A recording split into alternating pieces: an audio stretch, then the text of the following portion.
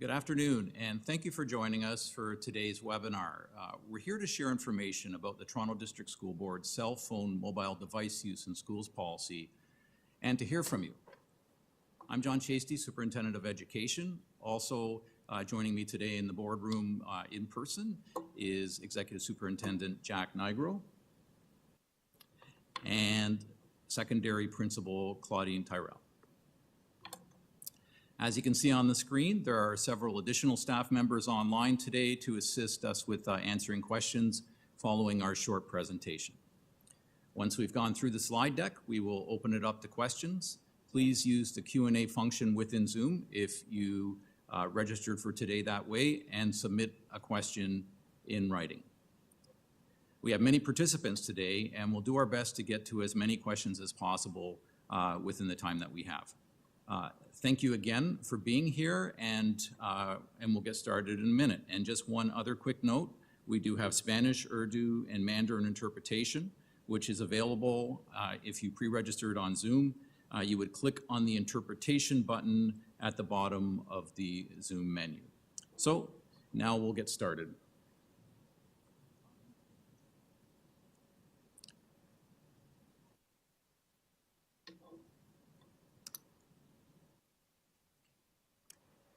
I would ask if you could stand if you're able to as we read the land acknowledgement. We acknowledge we are hosted on the lands of the Mississaugas of the Anishinaabe, the Haudenosaunee Confederacy, and the Wendat.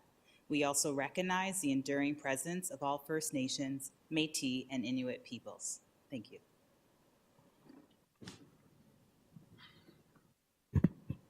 Good afternoon, everyone.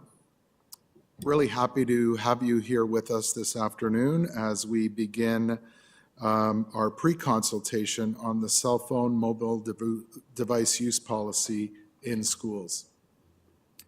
This policy comes from a resolution of the Board of Trustees on January 31st, 2024, as well as follow-up from a revision of the Ministry of Education's PPM 128, which deals with the Provincial Code of Conduct and School Board Codes of Conduct.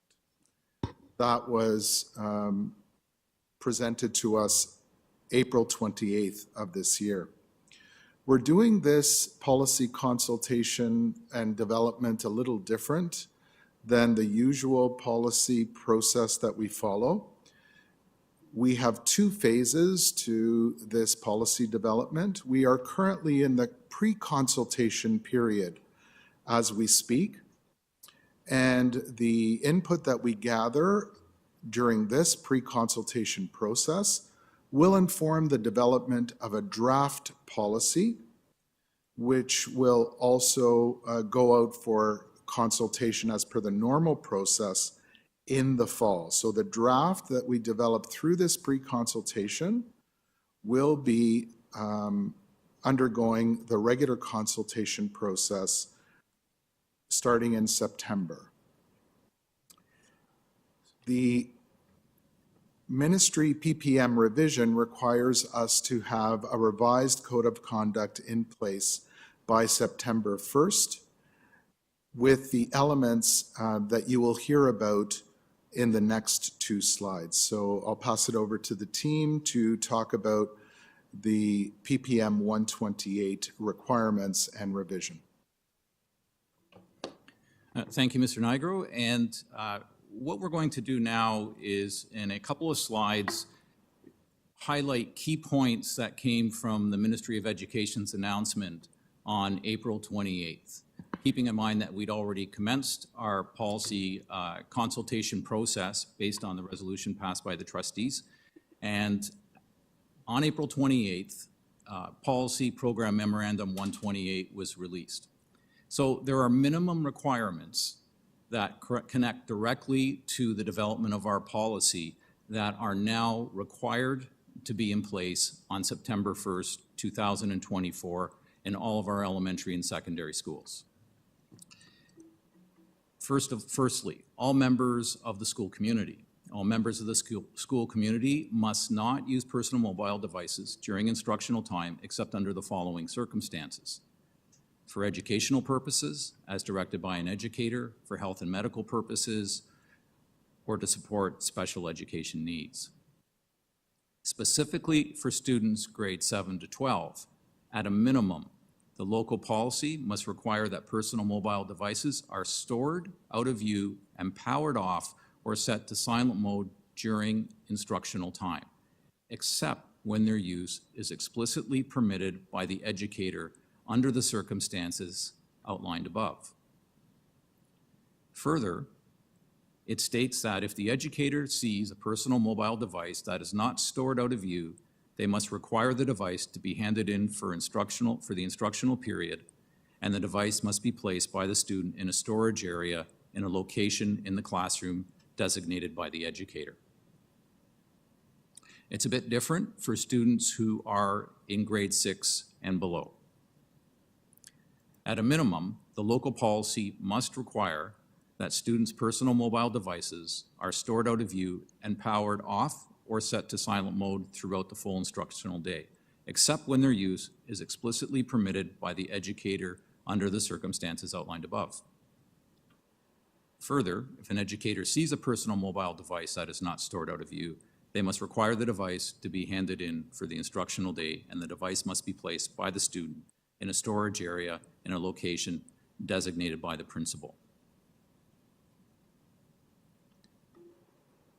A couple of other areas that are significant within PPM 128 under responsibility, progressive discipline, and best practices.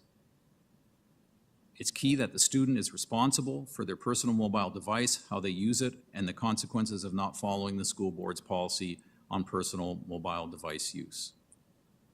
If the student does not hand in their personal mobile device when required, they must be sent to the principal's office. Principals have the discretion under PPM 145, progressive discipline and promoting positive student behavior, to consider a range of responses to address this behavior, including suspension.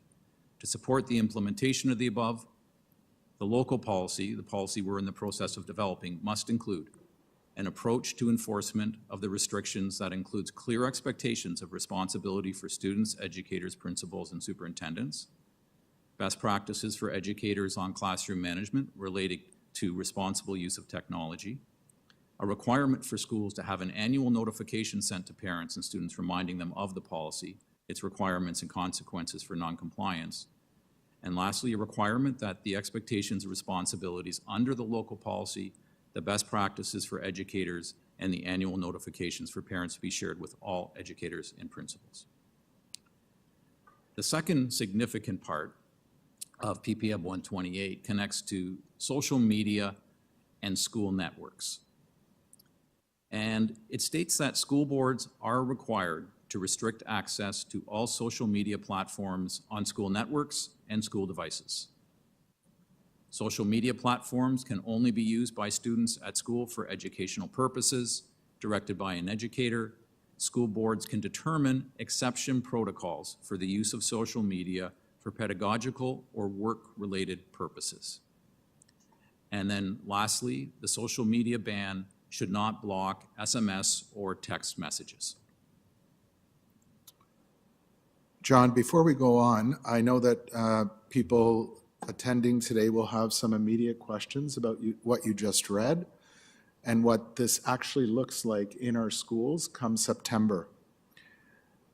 Those details will be worked out between now and September 1st and communicated both to principals and students, so that they are aware of things like which social media sites will be blocked, how phones would be stored if they were taken or removed from students' possession, etc.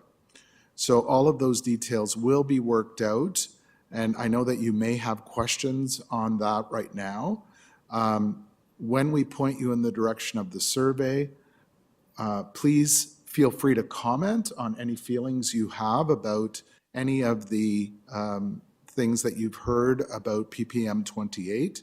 And once again, just a reminder that the requirements of PPM 128 are minimum requirements that will be enacted in September, but the policy development itself will tease out some of the details by way of either policy or procedure, and is part of the consultation and the work that we're doing with communities to better understand their concerns about what this policy might look like.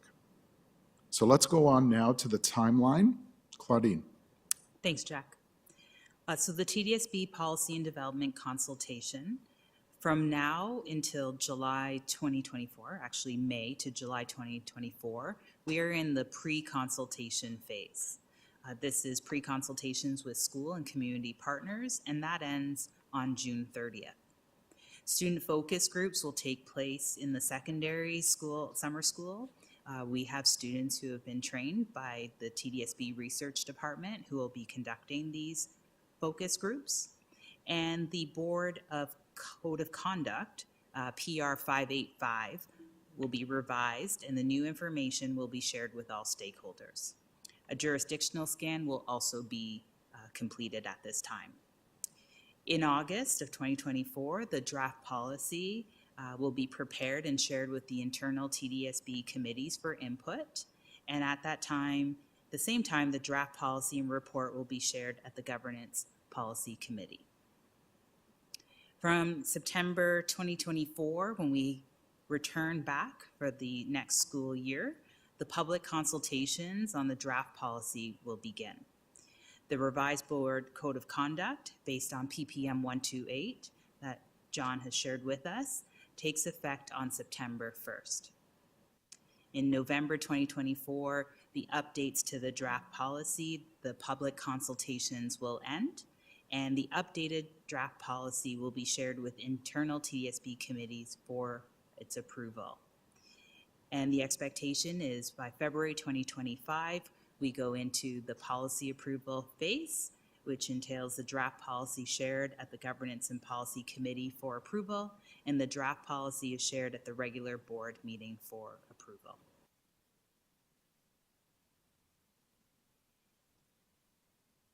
The survey.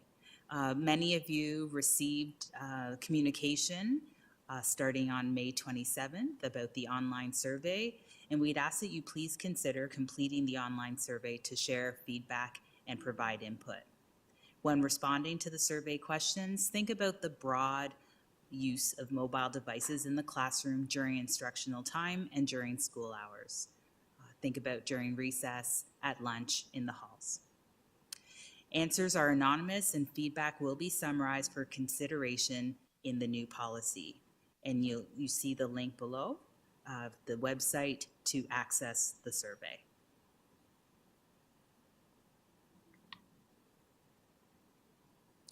Thank you, Claudine. We're going to start taking a look at the questions now, and the three of us will do our best to respond to those questions, as well as the staff that we have involved on our panel. So one of the questions that came forward is that currently some teachers allow students to use their phones during class if their work is done. This is not one of the accepted reasons listed. Therefore, will this also not be allowed going forward? Well, based on PPM 128, which is the bare minimum in terms of the requirements, our policy may enhance that in some ways where we have that discretion. That would not be allowed under what is currently there under PPM 128.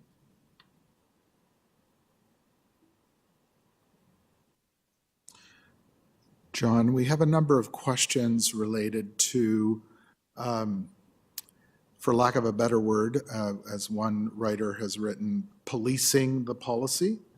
And many of those details are not worked out yet, although the PPM is very explicit. And Munchu, if you could go back to slide number 5. Slide number 5, and we'll put it on screen.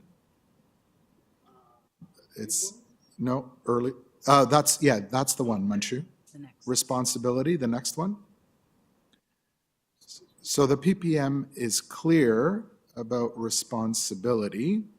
The student is responsible for the personal mobile device, how they use it, and the consequences of not following the school board's policy on personal mobile device use. If the student does not hand in their personal mobile device when required, they must be sent to the principal's office. Principals have discretion under PPM 145, Progressive Discipline and Promoting Positive Student Behavior, to consider a range of responses to address the behavior, including suspension. To support the implementation of the above, the local policy must include a number of things that are listed below, which will be fully outlined in the final policy and procedure.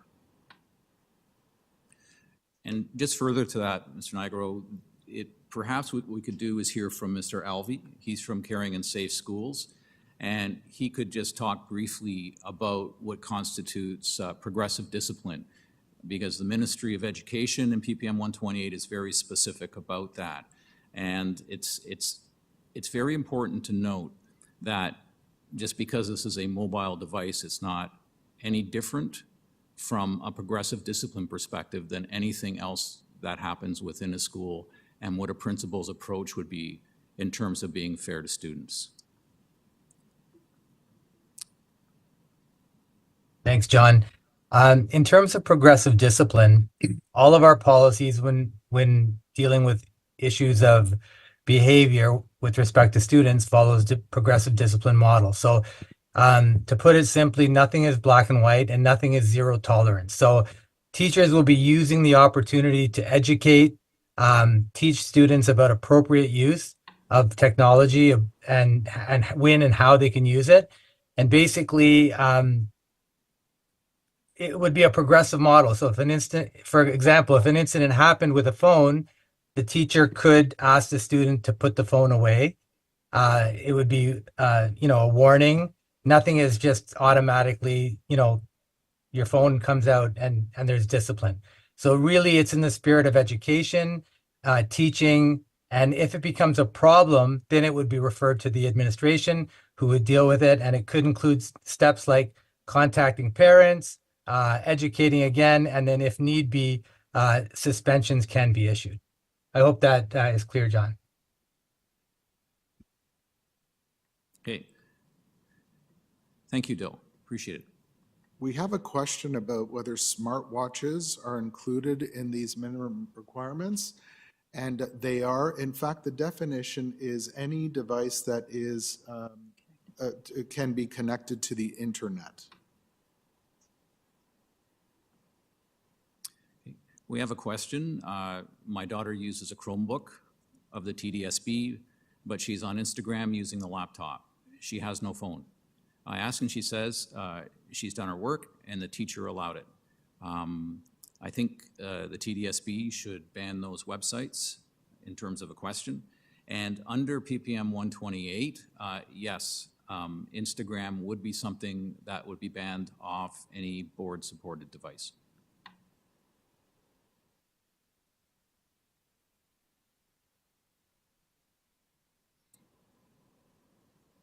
There are a few questions around the use of a phone for safety reasons, including, where students are, using GPS, as well as when there is some sort of altercation, etc. And I think these are questions that will emerge throughout the consultation, and clarification will be offered by way of these questions. So please continue to send those questions in through the survey and the rest of the consultation, the pre-consultation and the consultation in the fall. Thanks, Jack. We also have a question. What is a jurisdictional scan? That was referenced earlier as part of our policy development. And I'm wondering if Ms. DeJesus from our research department could respond to that, or Mr. Plotnikoff.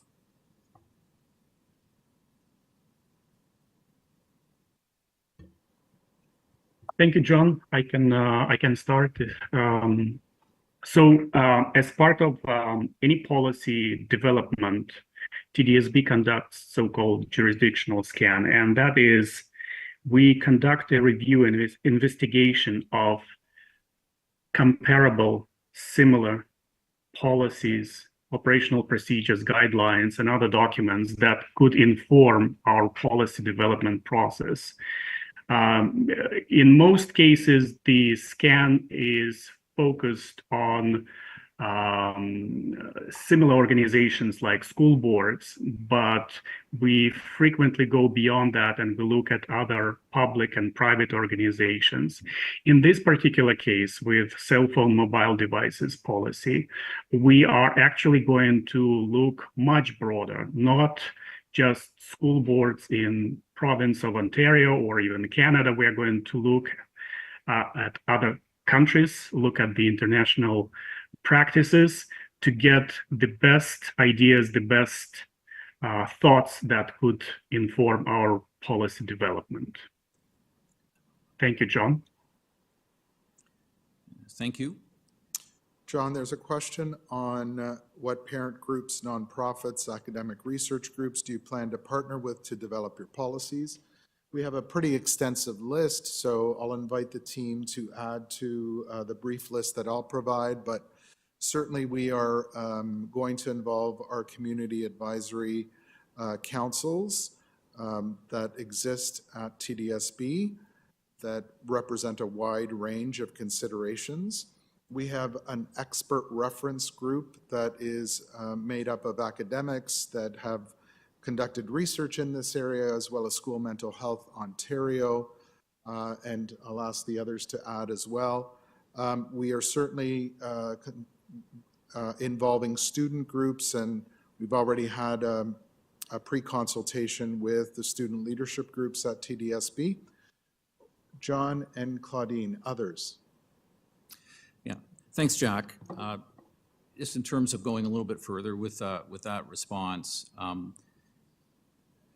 the survey that we responded to, and by the way, we're very thankful for the response to the survey that is currently online. We have close to 20,000 responses, which is incredible, and it shows the interest in this particular topic to date. Within that survey option, there is an option for a group, be it within our system. It could be a community advisory committee, as well as a group that gets together and decides to respond as a group in the community. By selecting a group option within the survey, groups can submit a group response. So that encompasses, again, parent groups, it encompasses community groups, anyone who would like to give feedback back into our survey. It is not limited in any way. In terms of our reference group, the reference group, we have a reference group and an expert group. The designation between the two, one being a little more academic in terms of the institutions and based on research, and the other one being more focused on advocacy for students. So for the reference group, the groups that have been invited to participate include Victim Services Toronto, Legal Aid of Toronto, Native Child Family Services, Children's Aid Society of Toronto, Kids Help Phone, a TDSB secondary school graduate, and Indigenous elder. So that would be our reference group. In terms of the expert group, invitees include the Center for Addiction and Mental Health, who've done quite a bit of research in this area, School Mental Health Ontario, the Wellesley Institute, and the Ontario Institute for Studies in Education at the University of Toronto.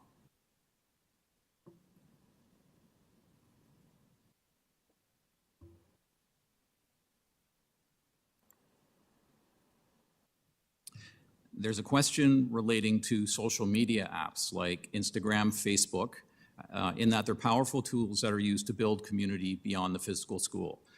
Will existing or future school accounts be forced to be closed? One of the things we want to hear about in terms of our pre-consultation before we even develop a draft of the survey is how are those social media tools used outside of an individual student or staff member using them for personal purposes. So it could include in scope, there could be things going on that we don't even know about that we're going to hear are valuable to school communities. And that's where we start getting into, if we use the ministry's terminology from PPM 128 and social media, it would be what types of exemptions do we need to look at when we're considering this policy in terms of going forward.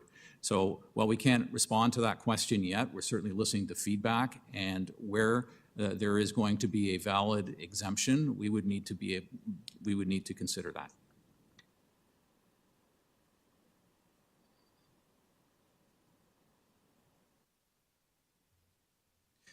Another question is, will the committee also consider restriction of personal mobile devices for grades 7 to 12 for the instructional day instead of only instructional time in this policy? So PPM 128, what it does is it lays out the bare minimum of what our policy needs to cover. So certainly it can be considered, although the ministry does say for grades 7 to 12 that there are no restrictions based on what the ministry has said. It's very specific to instructional time, which is different from kindergarten to grade 6. So it's certainly something that can be considered.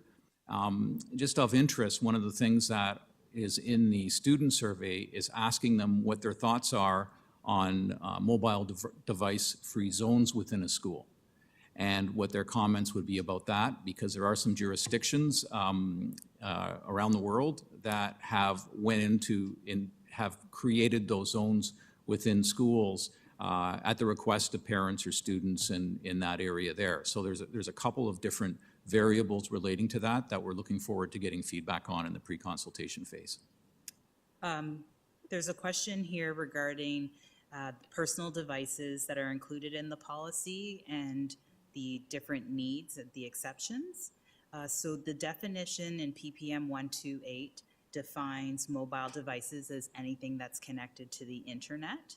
And the exceptions to that are for medical reasons, special education needs, and various learning needs. There's a question around when these changes will be in place. And the question is specifically September 2024 or February 2025 when the full policy is approved. And just a reminder that the PPM requires us to have the requirements listed in the PPM in force by September 2024.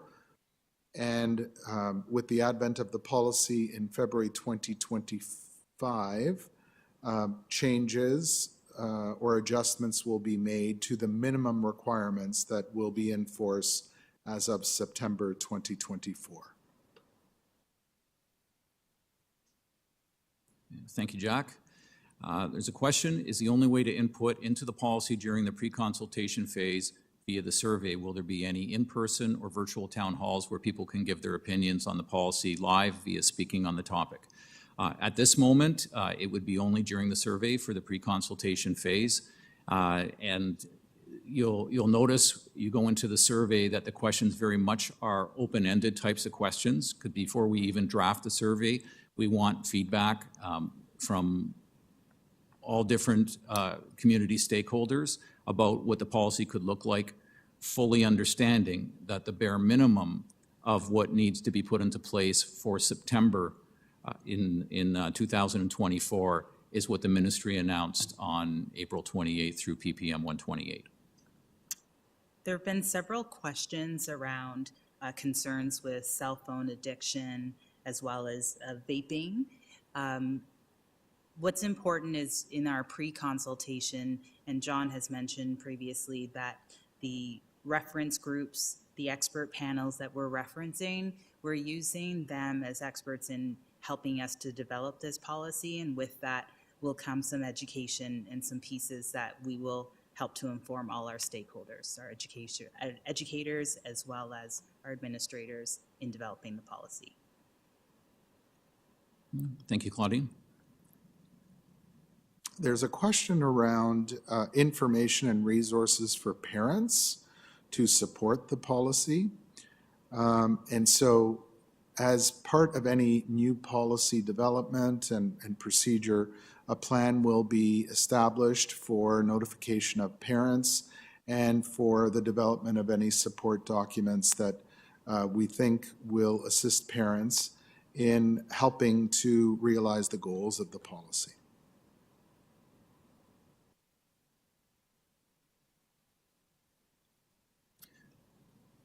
Thank you. There's a question about the consultation plan and whether there will be an opportunity to provide feedback on the actual draft of the policy. I'm wondering if we could get the slide put back up that has the flow chart relating to the timelines. That's the one.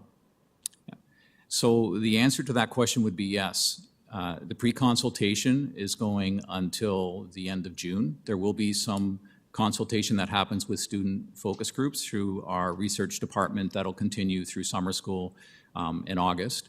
However, the draft policy, based on the extensive feedback that we are receiving through the survey and the focus groups, will be developed beginning in August and be ready in September.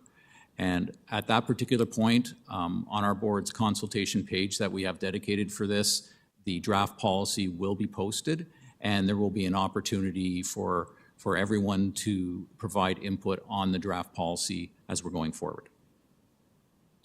And then you can see, just following that timeline, November, we end the public consultations on the draft, and then we go through the various committees to get to board approval, eventually being in February 2025. And I think it's also important to note there was another question that related to what the ministry announced on April 28th, whether or not that's in place on September 1st, or does it not come into effect until February when the Board of Trustees passes a resolution relating to this policy and approves it. The answer to that question is September 1st, the bare minimum of what needs to be implemented across Ontario based on the ministry direction is September 1st, 2024. There are a number of questions around specific social media sites and if they would be considered social media sites to ban or to exclude from the school network. No decisions have been made yet in this regard, and when those decisions are made, they will be communicated clearly to students. But I want to stress, though, that the social media site blocking happens only on the school networks, and there have been questions as to whether we are able to ban them from individual student cell phone kind of coverage, and this is not a possibility. So when we talk about any social media sites that will be blocked, they will only be from school-run networks. Thank you, Jack. A question, do education staff visitors have to adhere to PPM 128? And the answer is, it was provided in the very first paragraph of the slide relating to this memorandum. And it is yes. It does say all members of the school community in the very, very first, if we move to the next slide, please. All right. All members of the school community. So it does make reference to that. However, there are a number of places within PPM 128 where it designates that our policy needs to separate those pieces that relate to staff, community members, and the use of, be it social media or a mobile device, or what's defined as a mobile device by the ministry within the confines of our buildings and on our school grounds. So that's a great question, and that's something that our policy is going to have to separate out, and we're doing that through consultation with our various employee group stakeholders in focus groups, as well as through the feedback we're getting in the survey from staff as we move forward in the pre-consultation and the policy development phase. John, just while we're on this slide, somebody has asked about the consequences of cell phone usage during class, and this slide outlines what those consequences would be. So just want to direct your attention to the paragraphs in this slide that talk about that. There have been a number of questions about pouches that are seen in other jurisdictions as a means for storage.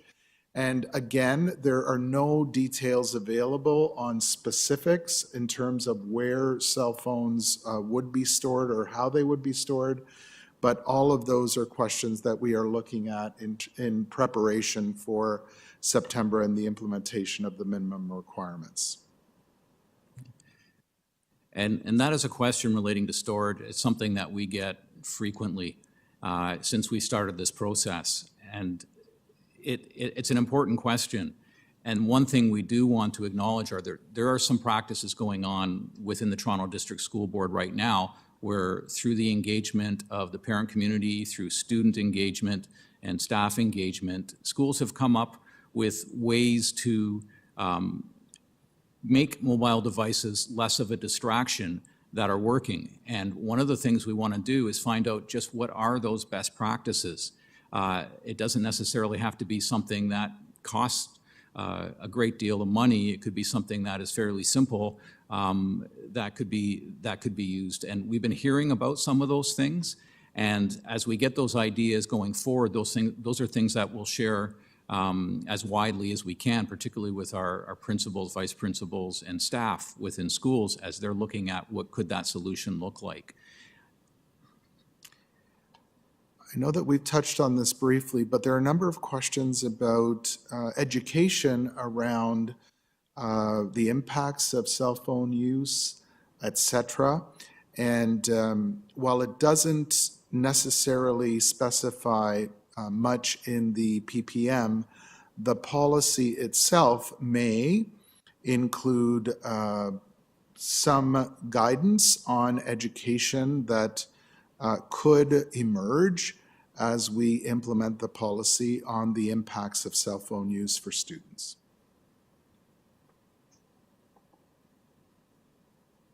Okay, thanks, Jack. There's a question. Can you speak to the piece around what will be included on report cards in regards to cell phone usage? At this point, we're not aware of any changes to report cards between now and the end of the year or for the fall.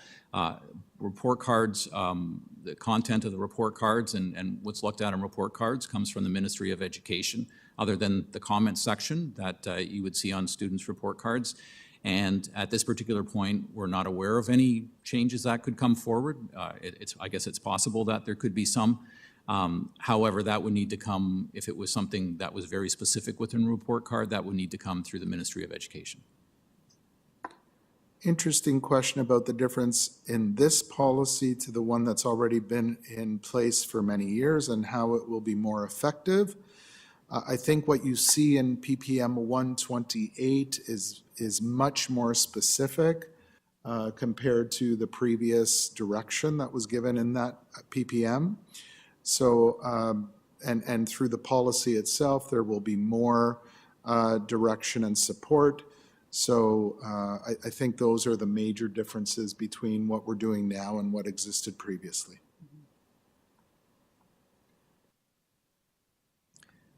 There's a question, how do we maintain the students' privacy? How do we protect students from having their pictures taken, for example? We didn't have it within the two slides because PPM 128 is a pretty extensive document. It covers the provincial code of conduct in areas outside of the use of mobile devices as well, quite extensively. But there was a very specific section within there that says that it is prohibited for any member of the school community, be it staff, student, or member of the community, of recording or taking photographs of anyone while at school. And it's a very, it has very specific language that makes that prohibited. Question about whether the survey is the only vehicle to provide input into the policy during the pre-consultation phase. On a widespread basis, you know, to reach as many people as we could, especially in such a short time, which only leaves us a few weeks till the end of June. The survey was thought to be the best vehicle to gather input. Some have asked about video input. If the survey is a barrier and you want to record your comments and send them to us and have them transcribed, we could do that if people are experiencing barriers to access or to provide their input via survey.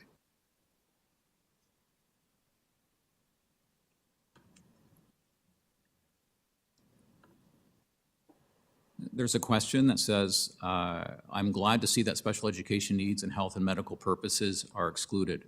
My child has an IEP. We use her phone and tablet daily to help her regulate. Will something relating to special needs be added to the IEPs? My daughter's explicitly states use of a tablet.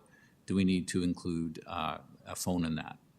So relating to that, I think the IEPs within each school, there is the discretion to be more specific to include a mobile device, particularly now that our policy will be coming forward in the future and PPM 128 has been released, where that certainly you could look at more explicit language being within the context of the IEP so that it fits within the best way that a child learns in the school.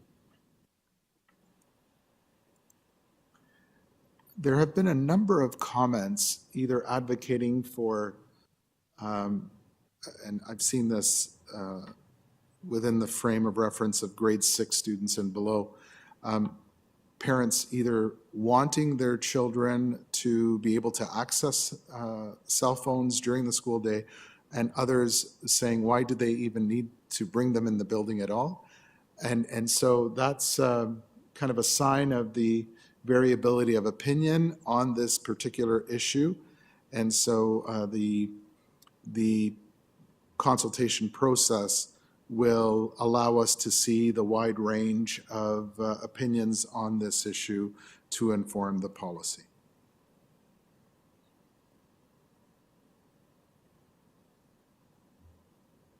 There's a question, will earbuds, earphones be allowed for student use while in class? Well, it's not part of the conversation that we're having either about this policy or within the context of PPM 128. There's always exceptions, particularly students with special education needs. Sometimes it's part of an IEP, and I would think during those exceptional circumstances that they would be permitted. But otherwise, that's not something that's part of this particular policy or the PPM going forward.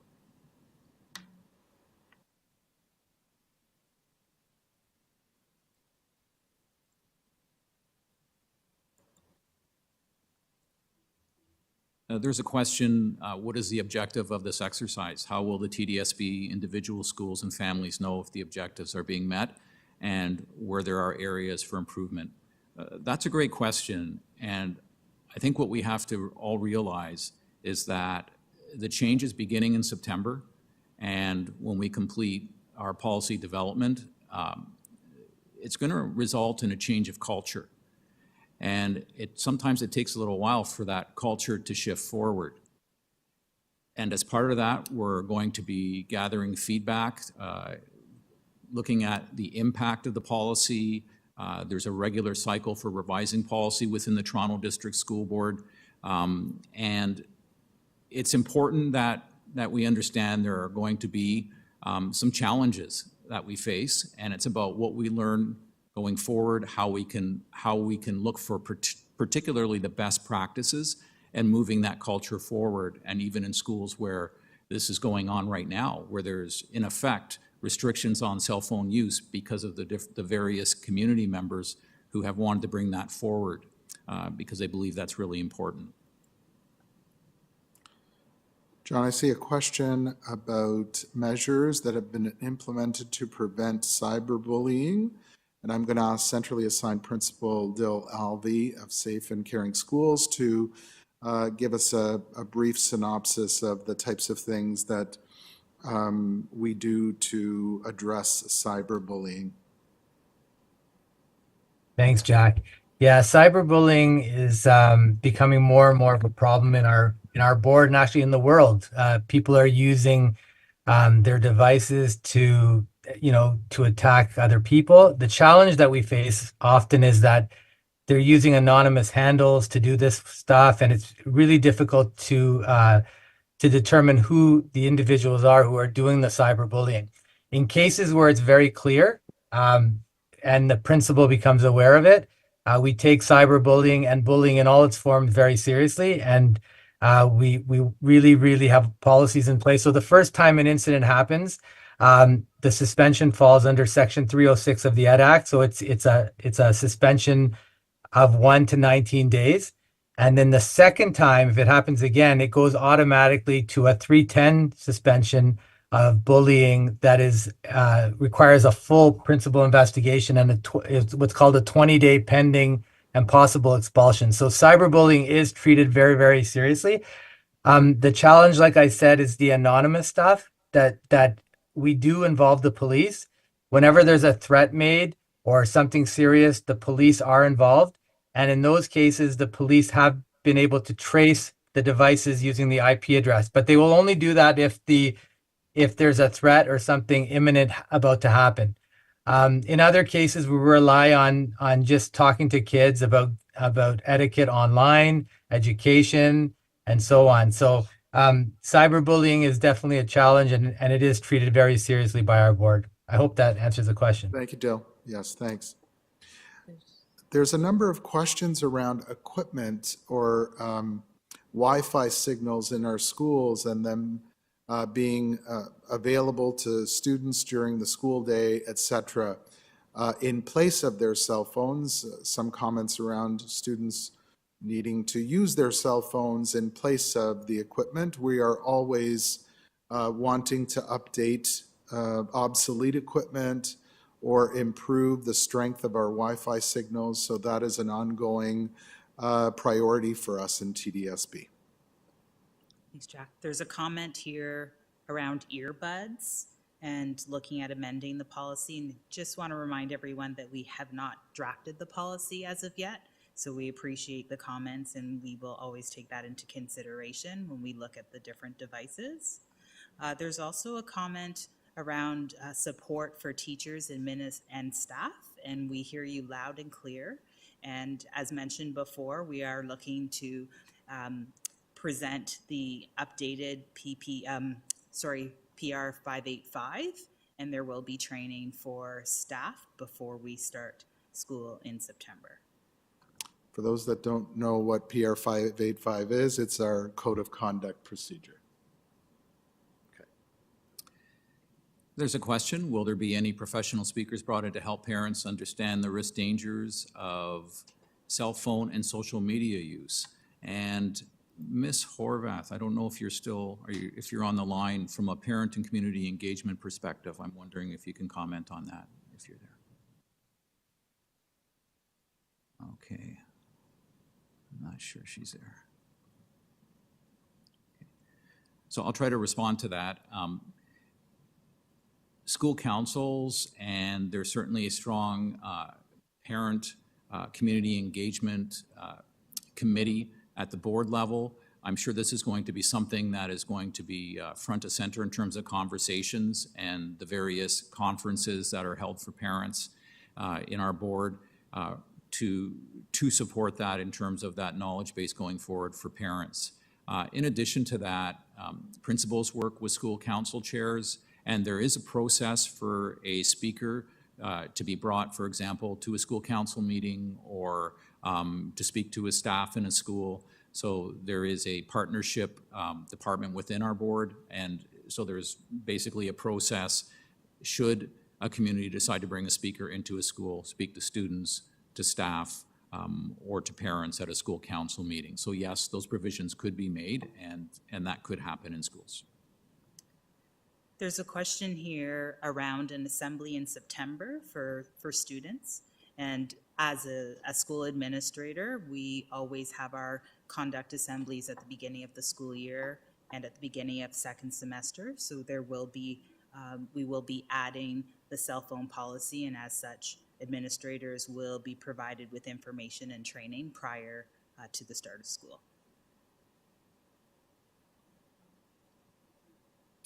There's a question. Many students receive before and after care at daycare centers, often affiliated with TDSB schools and located on site within a TDSB property.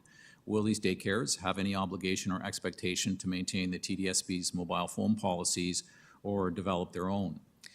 That's a great question, and we have left it open in terms of the pre-consultation of the survey and also the draft policy once it's completed, to hear from stakeholders and from groups within our system, as well as it could include daycare centers or before and after programs included within that. PPM 128 is very specific about grade 7 to 12 within the instructional period and kindergarten to grade 6 within the instructional day in terms of not being visible at all. It doesn't make reference to outside of the school day programs. However, it does, and we discussed this a couple of times earlier, relating to PPM 128 applying to all members of the school community. So people who come into the school, that would include before and after programs, and that school boards in their policy, they have to separate what is going to happen with each of those groups. And certainly we'll want to hear from our before and after care programs and our daycare centers within our system and within our schools as part of that policy development process. So yes, they will be included as part of that, our policy development, and nothing would preclude them from coming up with their own, particularly if it's a private daycare within one of our spaces. Number of questions about cell phone data, which is separate from the school-based network. In short, we have been asked about whether there are ways to block data plans in our schools, and have been advised that this will not be possible. So when you hear about restrictions to social media sites, again, we stress that these are on school networks only.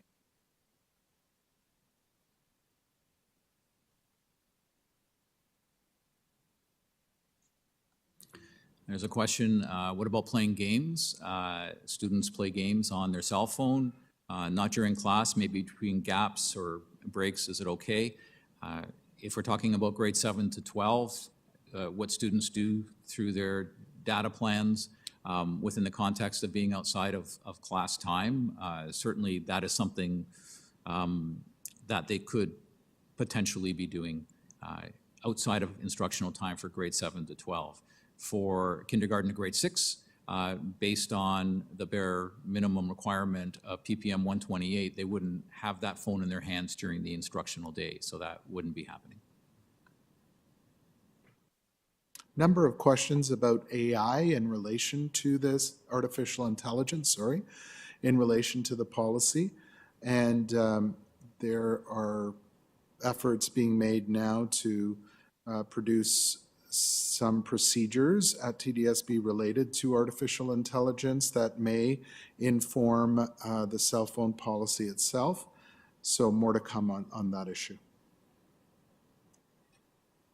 I'm just wondering if our centrally assigned principal for Carrion Safe Schools can respond to this question regarding cell phone use during an incident during the school day.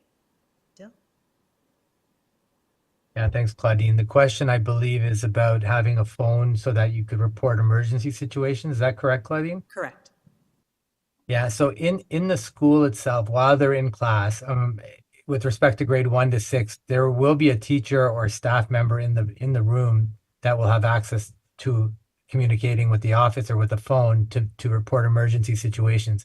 In terms of outside of the school, kids will have in high school, kids will have their phones outside of their instructional time, and they will still be able to report incidents or situations that happen, 911 calls and so on.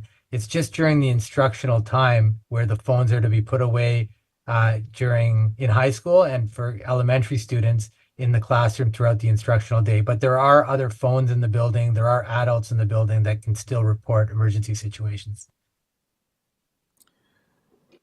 Everyone, we are coming to the end of the hour that we were to spend with you. We haven't had time to address all of the questions. We've tried to summarize questions as they've arisen in terms of the frequency of them and grouped by theme. Please continue to pose those questions through the survey itself, and continue to give your input through that survey. The links to the survey are available on our website, and we look forward to receiving further input from you and your family members, your friends, as we move through this pre-consultation phase. I want to thank, first of all the panelists today, Claudine, John, Dill, everyone online. And again, thank you for your input into this pre-consultation phase of the development of this policy.